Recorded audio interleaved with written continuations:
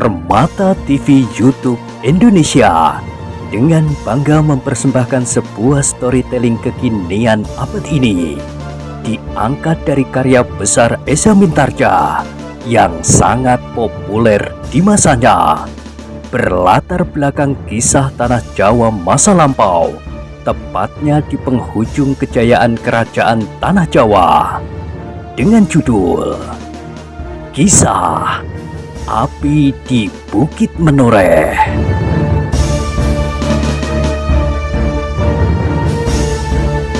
Pada kesempatan yang sangat baik ini, kita masuk pada episode yang ke-295. Selamat menikmati.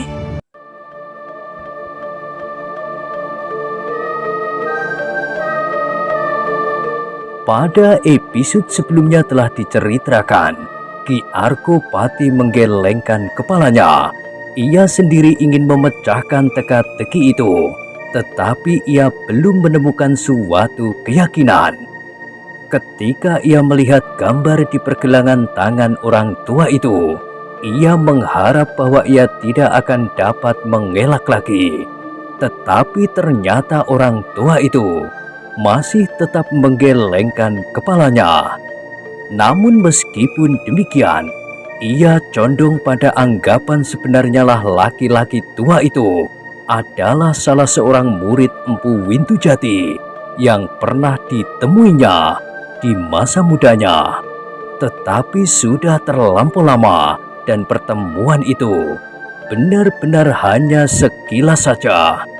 Ia hanya berkunjung ke perguruan Wintujati tidak lebih dari panjangnya senja untuk menyampaikan pesan gurunya kepada Empu Wintujati yang sebenarnya lah bernama Pangeran Wintukusumo. "Apakah Ki Gede dapat mengatakannya kepada kami?" bertanya Samekto itu kemudian, sehingga Ki Gede seolah-olah terbangun karenanya. "Sayang Samekto," jawab Ki Arkopati, "aku sudah mencoba. Aku menyingkirkan orang-orang di dalam bilikku, termasuk anak-anak gembala tua itu sendiri, untuk mendengar pengakuannya. Bahkan pada saat Pandanwangi keluar dari bilik itu pula, namun orang tua itu tidak mengatakan apa-apa tentang dirinya." "Lalu apakah kesimpulan Ki Gede tentang mereka?" "Diakui atau tidak diakui, mereka adalah orang-orang yang mempunyai ilmu yang cukup matang, terutama gembala tua itu menurut pengamatanku. Aku mengharap ia tidak sekedar mengobati lukaku, tetapi ia bersedia untuk bertempur di pihak kita."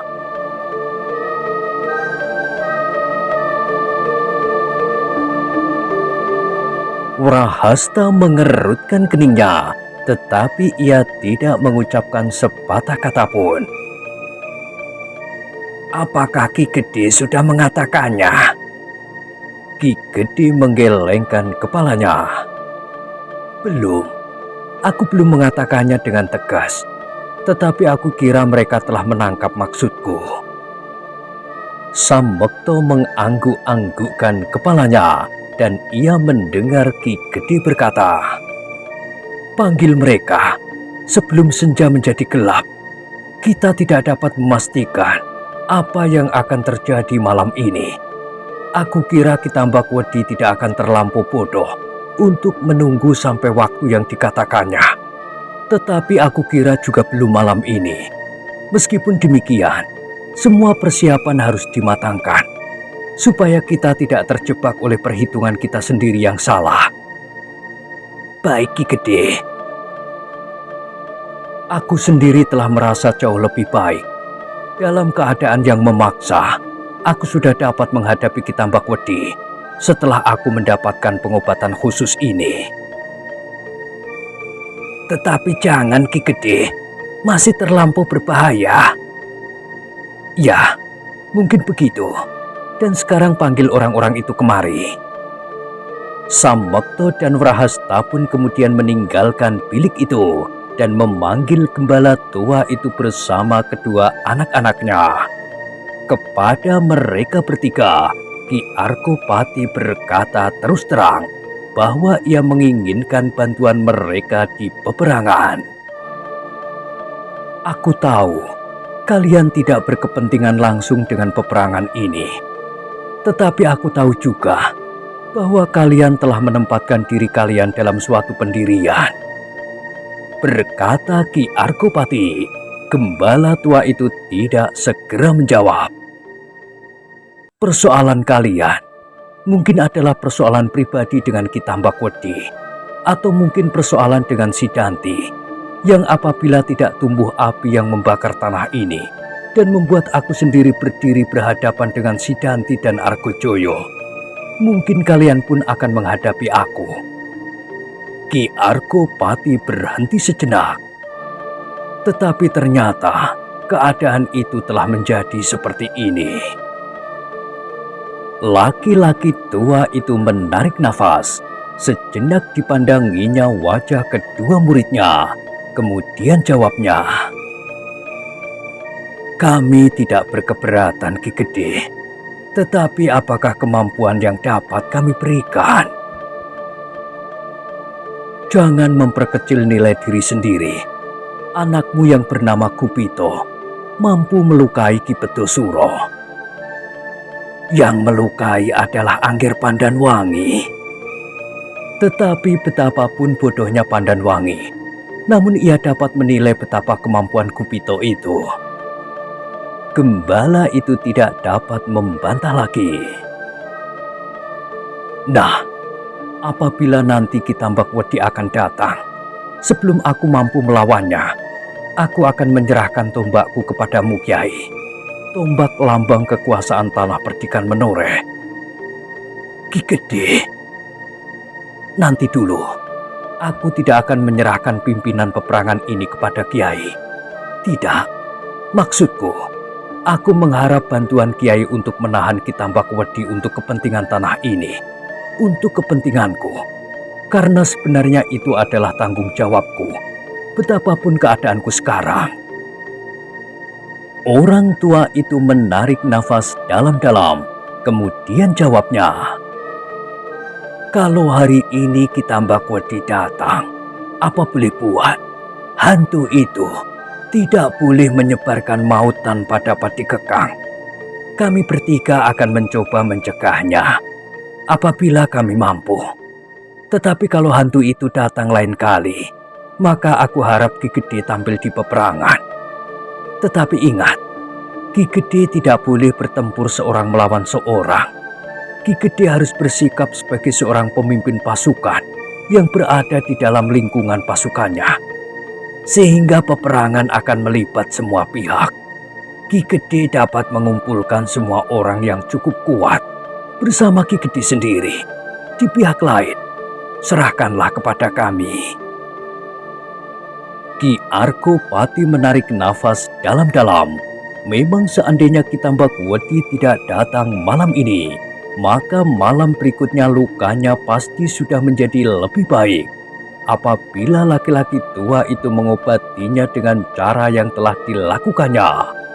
Selain obat-obat penyembuh luka, orang tua itu memberikan pula obat-obat yang dapat memulihkan tenaganya.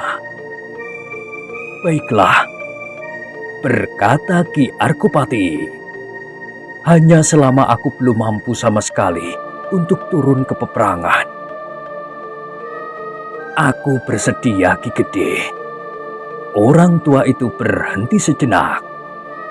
"Bahkan apabila Ki Gede tidak berkeberatan, apakah kami dapat ikut dalam pasukan berkuda itu, seandainya Tambakwedi tidak menyerang malam ini?"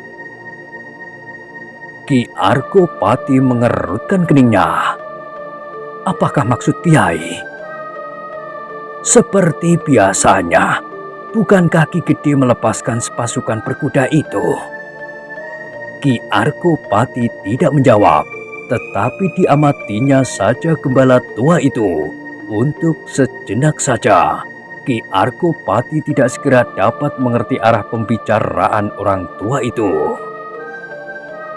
Ki Arkopati mengerutkan keningnya, kemudian ia bertanya, Apakah Kiai akan sudah mulai malam ini? Kita harus memberikan kejutan-kejutan yang akan dapat mempengaruhi perhitungan Kitambak Wedi. Bukankah demikian juga tujuan pasukan berkuda itu? Iya, tetapi sejak Kitambak Wedi sendiri berusaha menjumpai pasukan itu, usaha itu telah dihentikan. Marilah kita mulai lagi permainan itu. Permainan kejar-kejaran yang menyenangkan. Tetapi bagaimana kalau selama kalian pergi, Kitambak Wedi menyerang pertahanan ini? Berilah kami tanda dengan panah berapi. Kami akan segera kembali.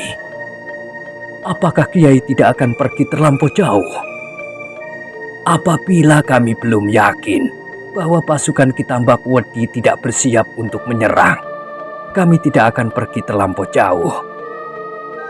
Baiklah, malam ini kita akan mulai. Ki Argopati mengangguk-anggukkan kepalanya, kemudian dipanggilnya Samekto dan Wrahasta. Keduanya harus segera menyiapkan pasukan berkuda itu untuk mulai lagi dengan tugasnya bersama ketiga orang-orang itu. Wrahasta mengerutkan keningnya dan tiba-tiba saja ia bertanya, bagaimana kalau pasukan itu bertemu lagi dengan Kitambak Wedi? Serahkan kepada orang tua itu, jawab Ki Argopati. Wrahasta termenung sejenak, demikian juga Samekto. Apakah Ki Gede Menoreh sedang bermain-main atau menyindir orang tua itu, atau apapun maksudnya? Namun kata-kata itu telah membuat mereka menjadi keheranan. Sebelum malam menjadi semakin dalam, siapkanlah pasukan itu.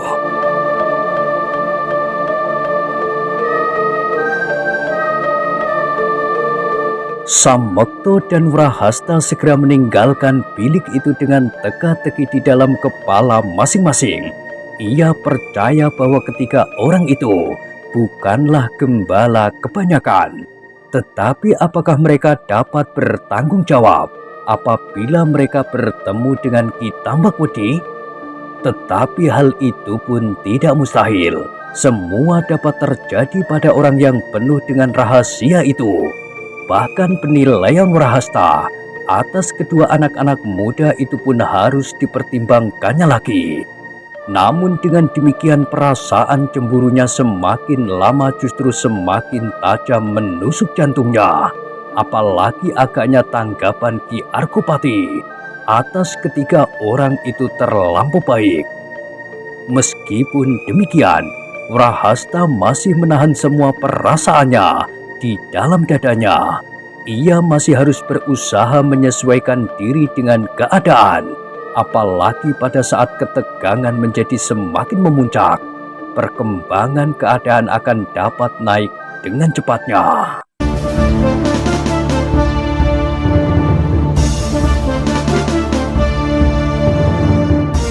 Sejenak kemudian, maka bergemeretakan telapak kaki-kaki kuda yang berlari keluar dari regol padukuhan yang telah selesai meskipun tidak sebaik regol yang lama.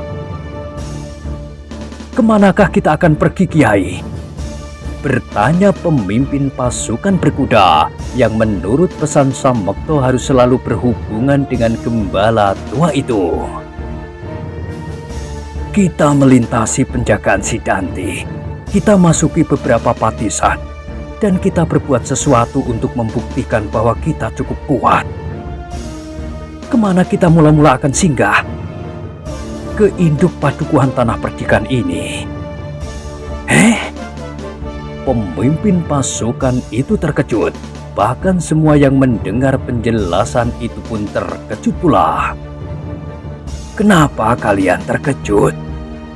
Pemimpin pasukan itu tidak segera dapat menjawab, dan orang tua itu berkata seterusnya, kita melakukan dua pekerjaan sekaligus. Yang pertama, kita melihat apakah Kitambak Wedi akan menyerang kedudukan kita. Kalau tidak, kita akan mengejutkan mereka.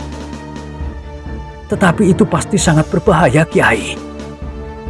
Bukankah kita berkuda? Kita hanya lewat. Mungkin ada sedikit pekerjaan. Namun kemudian kita berpacu lagi meninggalkan mereka untuk mengganggu tempat-tempat yang lain. Tetapi pemimpin pasukan itu ragu-ragu. Tetapi kalau kita gagal meninggalkan padukuhan induk tanah perdikan ini, atau apabila korban terlampau banyak jatuh, akulah yang harus bertanggung jawab, bukan Kiai, karena akulah pemimpin pasukan ini. Kau benar, Nger. Tetapi bagaimana kalau kita coba? Aku dapat mengambil alih tanggung jawab itu. Sejenak pemimpin pasukan itu akan menyahut, namun tumbuh seperti kecurigaan di dalam dirinya. Apakah orang tua itu benar-benar dapat dipercaya? Ataukah seperti dugaan Wrahasta semula bahwa gembala yang bernama Gupito dan tentu saja ketiganya adalah orang-orang Sidanti dalam tugas sandinya. Kini mereka akan membawa pasukannya ke dalam suatu jebakan yang berbahaya. Tetapi seandainya demikian, katanya di dalam hati, kenapa ia tidak membunuh Ki Argopati? Dan kenapa Ki Argopati sangat mempercayainya? Bagaimana, Nger? Desak orang tua itu. Kita harus segera menentukan arah sebelum kita sampai ke tikungan itu. Pemimpin pasukan itu tidak segera dapat mengambil keputusan. Apakah Angger berprasangka? Tiba-tiba orang tua itu bertanya. Pemimpin pasukan itu tergagap. Namun jawabnya, bukan berprasangka, Kiai. Tetapi aku harus menimbang untuk pertanggungan jawabku atas pasukanku. Angger benar, sahut orang tua itu. Tetapi sudah aku katakan, aku mau mengambil alih tanggung jawab kali ini. Hanya Ki Argopati atau yang diserai pimpinan atas seluruh pasukan pengawal yang dapat menyerahkan tanggung jawab atau memindahkannya. Gembala tua itu mengangguk-anggukkan kepalanya. Kata-kata pemimpin pasukan itu memang benar. Bagaimanapun juga, ialah yang harus bertanggung jawab atas semua peristiwa yang terjadi atas pasukan ini. Karena itu, maka sejenak kemudian ia berkata, "Kau benar, Nger. Kau tidak dapat menyerahkan tanggung jawab itu kepada orang lain. Namun demikian, aku ingin menyarankan agar perjalanan kita ini dapat menimbulkan pengaruh pada pasukan kita Mbakwedi, bukan pengaruh jasmania, karena kita memang tidak akan membantai para peronda yang kita temui. Tetapi seperti apa yang dilakukan oleh kita Mbakwedi hampir setiap hari, dengan mengepung pusat pertahanan kita Mbakwedi tidak akan mendapatkan keuntungan apapun yang langsung kasat mata. Tetapi ia dapat mempengaruhi ketahanan hati kita. Ia dapat membuat para pengawal menjadi gelisah dan berdebar-debar setiap malam, seolah-olah mereka tidak akan mempunyai kesempatan untuk keluar dari padukuhan itu." Pemimpin pasukan itu mengangguk-anggukkan kepalanya setiap kali ia menjadi bimbang. Namun setiap kali timbul pertanyaan di dalam kepalanya. Kenapa Ki Gede begitu mempercayainya? Pasti bukan tidak beralasan bahwa orang-orang itu diperkenankan ikut dalam pasukan ini. Sebentar lagi kita akan sampai di tikungan, desis gembala tua itu. Setelah menahan sejenak, pemimpin pasukan berkuda itu berkata, "Baiklah, Kiai. Kita akan lewat induk tanah perdikan yang telah direbut Sidanti. Tetapi kita akan melalui jantung padukuhan induk itu." "Baiklah, Nger," jawab orang tua itu. "Nanti kita akan melihat perkembangan dari perjalanan kita ini." Pemimpin pasukan berkuda itu terdiam sejenak. Teringat olehnya seseorang yang tiba-tiba saja menghentikan perjalanan pasukannya ketika Kitambak Wedi mencegatnya, dan tiba-tiba saja ia telah menghubungkan orang yang menghentikannya itu dengan orang tua yang kini berada di dalam pasukannya. Ya, orang itu pasti orang tua ini. Meskipun saat itu aku tidak dapat melihatnya dengan jelas, apalagi dalam keadaan yang sangat gawat. Namun menurut tanggapan perasaanku, orang itu pasti orang tua ini. Karena itu agaknya ia sama sekali tidak takut terhadap orang yang bernama Kitambak Wedi itu. Katanya di dalam hatinya. Dengan demikian maka hatinya pun menjadi semakin tebal. Keraguan-raguannya menjadi sangat berkurang, meskipun tidak dapat lenyap sama sekali.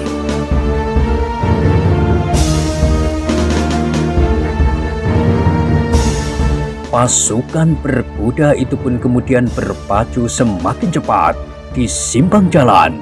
Maka pasukan itu segera memilih jalan yang menuju ke padukuhan induk tanah perdikan Menoreh yang telah diduduki oleh si Danti.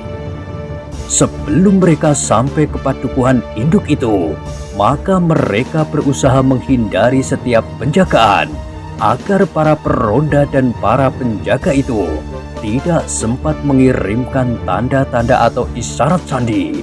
Mereka menempuh jalan di tengah-tengah bulak.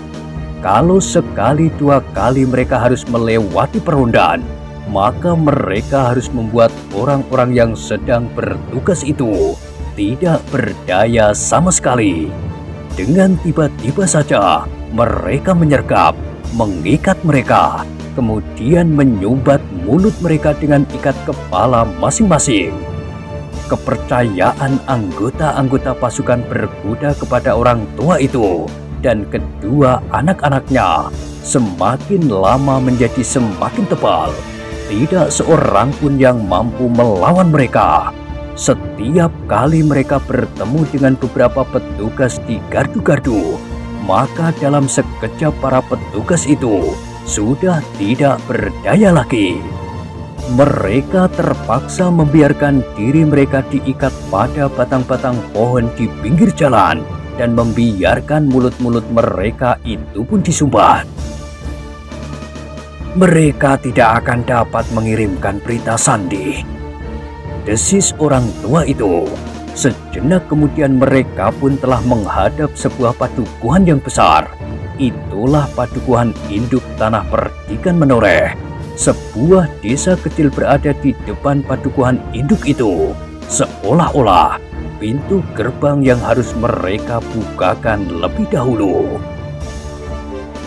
Ada pasukan yang kuat di desa itu, Kiai, berkata pemimpin pasukan. Kita perlambat perjalanan kita, desis orang tua itu. Kemudian katanya, tetapi yang pasti kita tidak bertemu dengan pasukan Kitambak Wedi. Aku kira malam ini mereka akan beristirahat, menyusun kekuatan untuk pada saatnya menyerang pertahanan kita dan berusaha untuk merebutnya. Pemimpin pasukan berkuda itu mengangguk-anggukkan kepalanya. Kita tidak dapat mencari jalan lain. Kita harus menerobos desa itu. Mungkin kita harus bertempur. Tetapi ingat, kita tidak akan melayani mereka. Kita hanya akan lewat. Selanjutnya kita terus menuju ke padukuhan induk. Kalau kita nanti kembali ke pusat pertahanan kita, kita tidak akan lewat desa ini lagi. Orang-orang di desa itu akan dapat mengirimkan tanda-tanda ke padukuhan induk. Karena itu, jangan layani mereka. Kita lewat dan berusaha melindungi diri kita. Jarak antara desa itu dan padukuhan induk sudah dekat. Tanda-tanda sandi itu pasti belum sempat dicernakan, apalagi bersiap menyambut kedatangan kita. Pemimpin pasukan berkuda itu mengerutkan keningnya, kemudian diteriakkannya peringatan bagi segenap pasukannya untuk bersiap. Kita tidak akan melayani mereka, kita hanya sekedar lewat, katanya. Tetapi sudah tentu kita harus melindungi diri kita apabila mereka menyerang dan mencegat perjalanan ini. Maka semua orang di dalam pasukan itu pun segera mencabut senjata-senjata mereka. Beberapa orang masih juga membawa cambuk seperti yang biasa mereka lakukan. Namun mereka kini menjadi tercengang-cengang ketika mereka melihat kedua anak-anak muda yang menyebut dirinya anak gembala itu membawa cambuk pula. "Prahasta tidak dapat mengalahkan anak muda yang bernama Kupito itu," desis salah seorang dari mereka.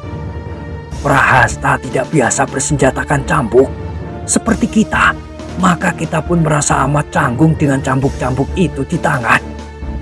Jawab yang lain. Kawannya tidak menyahut, tetapi ia hanya mengangguk-anggukkan kepalanya saja. Sementara kuda-kuda mereka menjadi semakin mendekati desa kecil di hadapan mereka.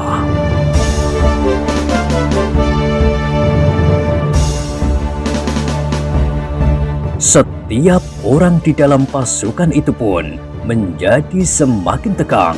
Senjata-senjata mereka telah tergenggam erat-erat di dalam tangan mereka. Sedang mereka yang bersenjatakan cambuk telah memindahkan cambuk-cambuk mereka dari tangannya dan diselipkannya pada ikat pinggang. Untuk menghadapi bahaya yang sebenarnya, mereka lebih mantap bersenjatakan pedang. Yang memegang cambuk kemudian tinggallah Kupito dan Kupolo. Cambuk bagi mereka adalah senjata-senjata yang paling terpercaya. Sedang akibat bagi lawannya pun tidak selalu berarti maut. "Hati-hatilah dengan cambukmu," berkata gembala tua itu kepada dua orang muridnya. "Ingat, yang bercambuk di dalam pasukan ini adalah para pengawal tanah perdikan menoreh. Karena itu, caramu mempergunakan cambuk pun harus kau sesuaikan, kecuali apabila kau dalam keadaan terpaksa." Kedua muridnya mengangguk-anggukkan kepalanya. "Kita harus berada di depan supaya kita dapat menilai keadaan sebaik-baiknya," berkata orang tua itu pula. Kedua muridnya mengangguk-anggukkan kepalanya. Kepada pemimpin pasukan, gembala tua itu minta izinnya untuk berada beberapa langkah di depan pasukan supaya mereka dapat merintis jalan yang akan mereka lalui. Sebab apabila penjagaan di desa itu benar-benar kuat dan di antaranya terdapat orang-orang yang penting, maka jalan harus dibuka lebih dahulu supaya pasukan berkuda itu dapat lewat tanpa banyak gangguan. Demikianlah, maka gembala tua itu memacu kudanya cepat-cepat. Kemudian di kedua sisinya masing-masing, Kupolo dan Kupito, mereka harus melindungi pasukan yang akan lewat di sebelah menyebelah jalan. Sedang guru mereka akan berpacu terus menuntun seluruh pasukan. Ternyata para penjaga di dalam padesan kecil itu menjadi heran.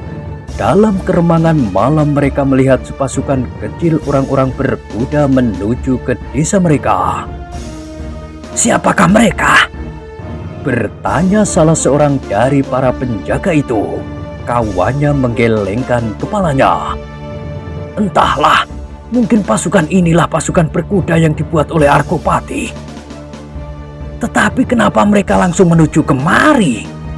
Sekali lagi kawannya menggelengkan kepalanya. Namun mereka kemudian tidak sempat untuk berbicara lagi. Sejenak kemudian mereka mendengar pimpinan mereka memberikan aba-aba agar seluruh pasukan yang berada di dalam desa itu bersiap. Sejenak kemudian, perintah itu telah menjalar ke segenap sudut. Namun di antara mereka ada yang dengan acuh tidak acuh berkata, "Berapa orang yang ada di dalam pasukan itu? Biarlah orang-orang yang ada di dalam gardu peronda itu menyelesaikannya. Untuk menghadapi beberapa orang berkuda saja, seluruh pasukan harus bersiap." Kawannya yang mendengar kata-katanya mengerutkan keningnya. Bahkan ia menyahut, "Mereka menjadi sakit hati melihat kita sempat tidur malam ini?" Keduanya tertawa. Dengan malasnya mereka duduk bersandar sebatang pohon di pinggir jalan. Sekali-sekali mereka mengumpat bahwa tidur mereka terpaksa terganggu. Pasukan berkuda itu telah berada di depan hidung para penjaga di regel desa. Beberapa orang di antara mereka berdiri di tengah jalan sambil mengacungkan tombak, telempak, pedang, dan bermacam-macam senjata yang lain. Gembala tua yang berkuda di paling depan memperlambat lari kudanya. Kini ia pun telah membawa cambuk di tangannya. Ketika ia menjadi semakin dekat, maka ia pun berteriak, "Hei, menepilah, supaya kalian tidak terinjak kaki-kaki kuda kami. Siapakah kalian? Pengawal tanah perdikan menoreh seperti kalian? Hei, apakah kalian tidak mengenal kami lagi?" Pemimpin pasukan yang ada di desa itu mengerutkan keningnya. "Kami sedang meronda daerah kami, tanah perdikan ini. Bukankah kalian sedang bertugas di desa itu? Baik-baiklah dalam tugas kalian. Jangan sampai ada orang-orang yang tidak dikenal menjamah tanah yang selama ini kita pertahankan mati-matian." Sejenak pemimpin pasukan di desa itu menjadi termangu-mangu. Namun sejenak kemudian ia berteriak, "Hei, di pihak manakah kalian berdiri sekarang?" Pasukan berkuda itu berhenti beberapa puluh langkah dari mulut lorong, dan gembala tua itu menjawab lagi, "Kenapa kau bertanya di pihak mana kita berdiri? Ada berapa kekuasaan sekarang ini di atas tanah kita yang selama ini kita bina? Tidak ada orang lain yang kita akui sebagai kepala tanah perdikan selain Ki Gede Menoreh. Bukankah begitu? Berapa puluh tahun ia mengabdikan seluruh hidupnya untuk tanah ini, bahkan nyawanya sekalipun apabila perlu. Berapa puluh tahun ia berjuang untuk membuat tanah ini seperti yang kita lihat sekarang. Kenapa kalian masih bertanya di pihak mana kita berdiri?" Kata-kata itu ternyata telah menyentuh setiap dada dari orang-orang menoreh yang ada di desa itu. Beberapa orang dari mereka telah terlempar dalam satu kenangan tentang tanah ini sebelum terjadi kekisruhan. "Apakah kalian tidak ingat lagi bagaimana keadaan tanah ini sebelum hadirnya Ki Tambak Wedi?" berkata orang tua itu. "Kemudian kalian melihat sendiri apakah yang terjadi sesudahnya. Ternyata tanah ini telah terbakar oleh api ketamakannya. Bahkan si Danti telah tenggelam di dalam pengaruhnya." Pemimpin pasukan di desa itu tidak segera menjawab. Sementara itu, gembala tua itu berbisik kepada pemimpin pasukan berkuda yang ada di belakangnya. "Sekarang, selagi mereka merenung, ikuti aku. Biarlah Kupolo dan Kupito mencegah mereka." Pemimpin pasukan itu mengangguk. Dengan tangannya ia memberikan isyarat supaya orang-orangnya bersiap. Sejenak kemudian, selagi orang-orang yang berdiri di mulut desa di depan regol itu masih termangu-mangu, para pengawal itu telah melejutkan kuda-kuda mereka.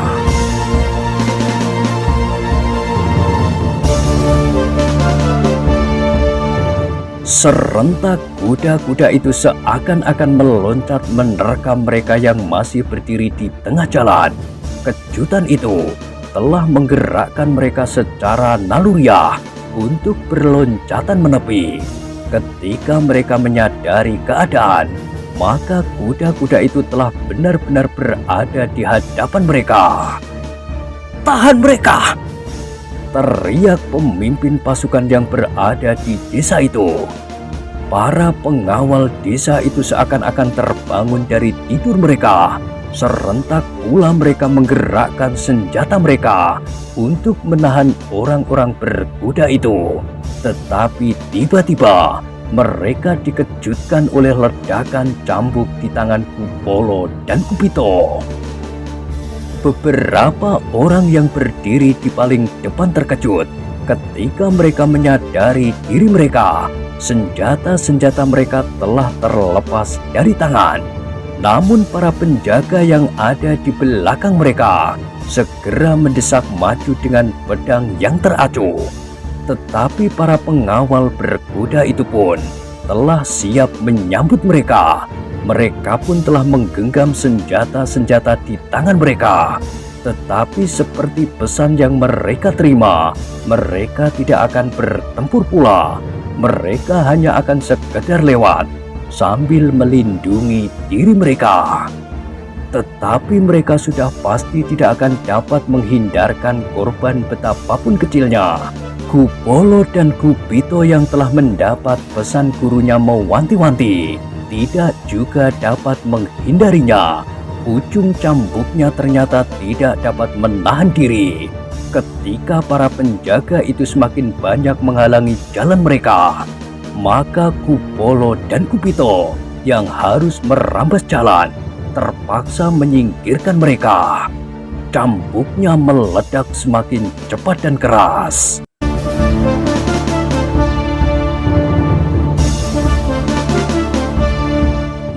Nah, bagaimanakah kisah selanjutnya? Silakan ikuti terus kisah Api di Bukit Menoreh pada episode berikutnya. Sampai jumpa.